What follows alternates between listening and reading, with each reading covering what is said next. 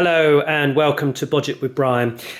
Are you a fan of these Bosch Progressor Hole Saw kits?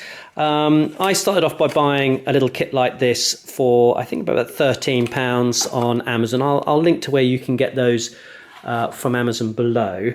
If you haven't seen them before, they're quite revolutionary in comparison to the older style arbor, which screws in to the hole saw itself, and then as you screw this up, you get these two locating pins that come in, which is a very nice positive fixing for that, but it's a little bit complicated, and quite often you can get these threads, because you're putting a lot of force through, these threads go under a lot of pressure and sometimes they will fail and you'll get that hole saw stuck on there.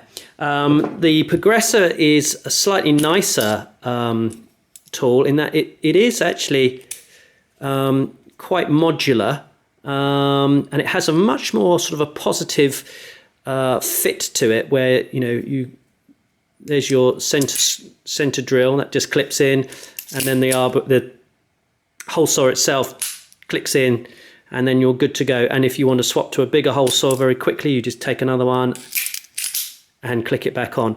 So I'm quite a fan of these, and they, as I say, they do start off as a very small kit like this, pretty cheap, and they also have a couple of adapters for the older style hole saws that just sort of screw on.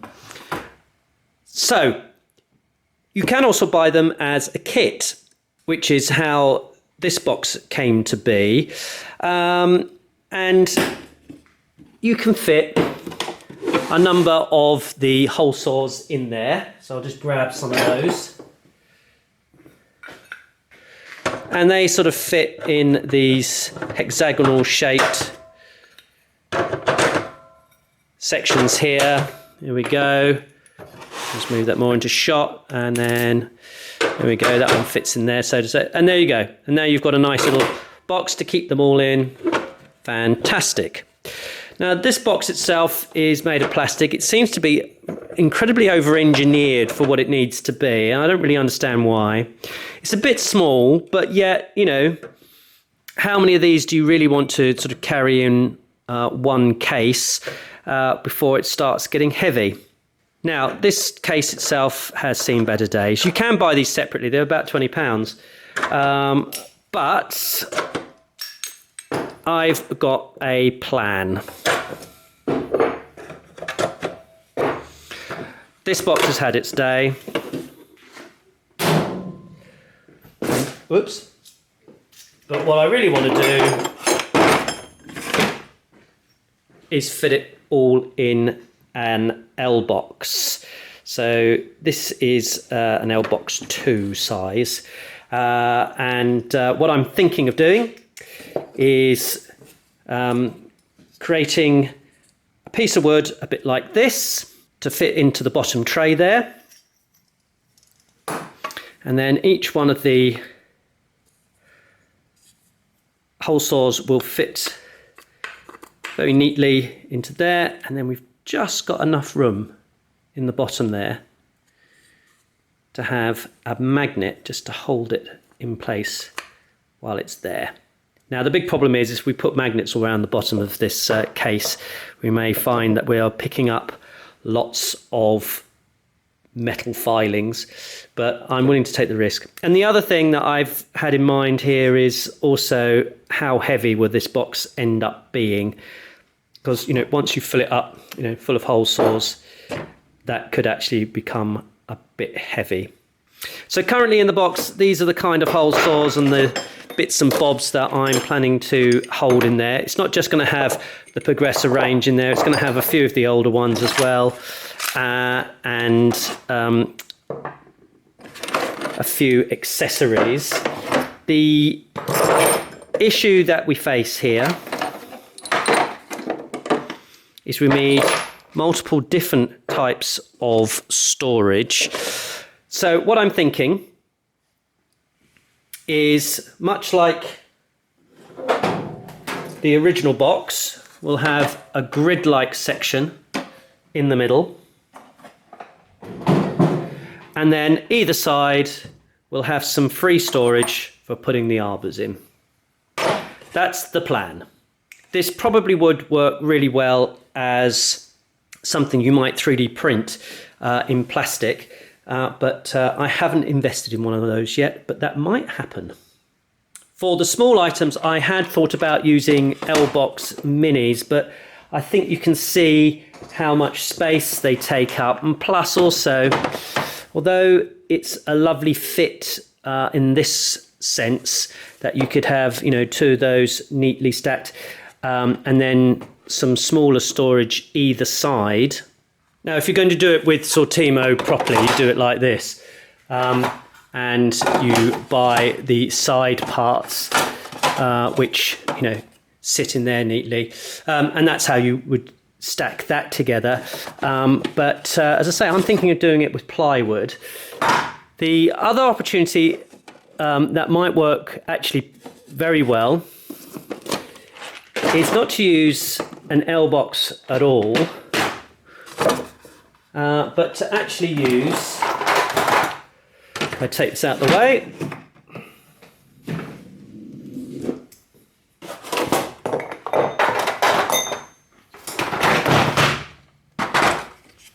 a much cheaper W-Boxx, and these come complete with dividers. I'm not sure it's exactly this combination because I've been swapping these around, but something similar. And you could probably just buy some of these larger units, and you could just probably just sit them in there. Look, you know, you could probably do that. Arbors in there, close the lid, fantastic. And these you can pick up fully populated for about £20–25 each, I seem to remember. I bought a pack of 5 for like £100, so I know that's £20, but there was shipping involved. But yeah, so, you know, that's another option. However, I feel committed to this cunning idea, and we're going to go with my original plan of putting that in an L-Boxx. So first things first, I'm going to need to cut a template for the inside of this. And I didn't show them earlier, but these are the very, very small magnets that I purchased from AliExpress, which only just arrived. Okay, so the next thing you're really going to see is probably an almost working prototype. As I said, today's goal is really just getting a nice template for the bottom, which I'm planning on reusing. So I've got a number of items that I want to fit out in these types of cases, so I could do with a good template. Before we go too far, if you're not already a subscriber, do hit that subscribe button, ding the bell, and then we'll tell you when our next videos come out.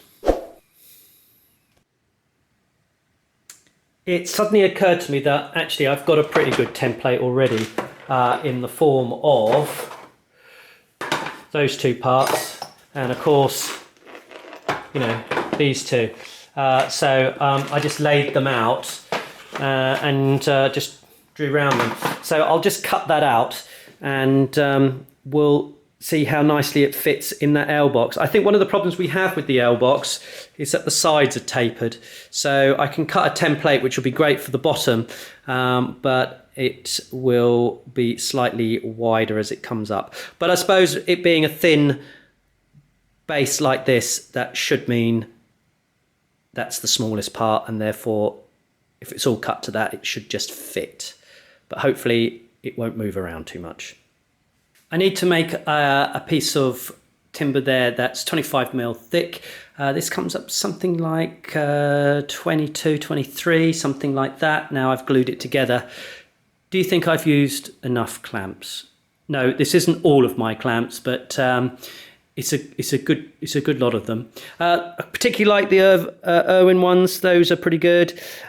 These ones here, I think actually you can see it better there, are from Axminster Tools. I'll link below where you can get those. I like those because they have this ratchet effect, which is very controllable and allows you to put a lot of pressure on, whereas these Irwin ones, you just got to squeeze as hard as you can with your hand, whereas this lever works very well. Big fan of the crab clamp, but I think really they're more for metal work and welding and that sort of thing. They're pretty cheap and cheerful. Again, rely on a lot of hand pressure, and really you can't get them clamped up as high as you perhaps want. So the winner here are these Axminster ones. So we have our glued up material now, and what I'm going to do now is just trim it up so that everything is flush and true, and then we'll start to lay out how we're going to replicate my template, which looks a little bit like this. Okay, you can make a plan, and then you discover that actually these hole saws are not actually identical in several ways. Do you see that this one has I don't know, I want to call it a big washer on it, whereas this one doesn't, and it's on different sizes. Some have them, some don't. So I've got to make up this 1 mil difference so that it bottoms out on the magnets, so that it holds it in place. So what I'm going to have to do is cut a little relief for that to fit in, so that it will bottom out, but they all end up at the same height, if that makes sense. Now, just to make things just a little bit worse, and this is a good example, is some of these washers are offset. So I'm going to have to cut a relief even bigger to allow for that, and which is awkward because we've got these sizes. So I can kind of see why there's a little bit of play now in the original box, which actually clips onto this section here, and doesn't really worry about it being flush to that. But of course, my design doesn't do that. So what we're going to do to resolve that, as I said, we're going to cut a little relief to be able to take that. And on this section here, what I'm going to do is I'm going to do perhaps every other one, because I don't need all of them to have that relief cut. It's only a few of them that have that washer. And we'll see how we get on with that in real life. If we want to, of course, we can always change the height by milling off the whole, or sanding off the whole surface. So the first thing I'm going to do now is just go ahead and drill pilot holes for each one of the marked out sections, and then we'll cut a relief next for each individual one, and then the last cut is a hole all the way to the depth that we want, and then we'll fit the magnets, and then hopefully this piece of wood will start getting a bit lighter because it's a bit heavy. I'm not happy how the bottom's busting out on this material. I've used really the wrong thing to try and get the thickness up. So what I'm going to do is I'm going to put this through the planer, the thicknesser, and I'm just going to take this layer off, and then I'm going to bond on a thicker piece of ply, or maybe even, if I have it, a piece of hardwood. And we'll just build up that thickness again to a bit thicker than it currently is, so that those magnets will sort itself out. Well, we'll have enough room for me to have them properly supported is where I'm going with that. I did make a bit of a mistake, and I got one of these just massively off center from the hole I was drilling. Yeah, we're going to have to fill that, which I've already done, and I think ultimately this whole thing's going to get painted black. So yeah, it'll look smart. There we are, 2 seconds on the planer there, and we'll just glue on a nice thicker piece of ply, build up that thickness, and then we'll probably plane it down again to get it down to the desired depth. But yeah, I mean, there's no point in messing around. Let's have a thick piece of wood. And what I'm really hoping to do after we've gone through this process is literally to on the back drill some holes there just to lighten this piece up. But I still think this is a classic idea that really should be 3D printed, and maybe I'll do that. Maybe this is just the prototype.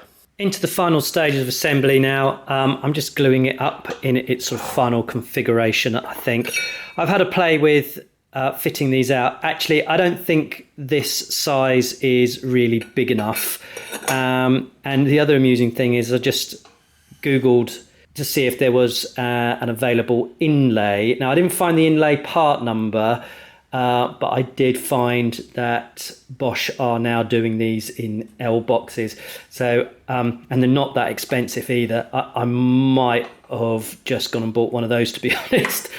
The other thing is the magnets. I used 2 little 1mm, actually there might even been 0.5 millimeter thick magnets, and really that's not enough. It's okay for the smaller items, but it doesn't have that very satisfying, you know, click and lock feeling as they go in. It's obviously these are large pieces of metal, but I was expecting to have just some sort of retaining force there, which I have to say probably next to none. But there we have it. It was a little project. It was supposed to be a bit of fun. I'll fit it up in the box. We'll see that in the next shot, and then we'll have our final thoughts. This is a project pretty much assembled now. It's a bit rough around the edges here and there. I've added these 2 little dividers. They're not fixed yet. I need to actually trim them down just a little bit so that they're not such a tight squeeze, and then just work out how I'm going to fix those in. I've not glued it to the bottom because I like the idea that I can lift this out and I've got a template. There's no reason for that. The only reason I had that liner there really at all was just to stop the bottom from getting bashed around a bit. I've got a fair few things in there which I'm happy about. I think we can get a few more bits in there, and in actual fact these dividers might need to come up a bit higher, but I just thought I can perhaps lay something longer across and that would fit in there well.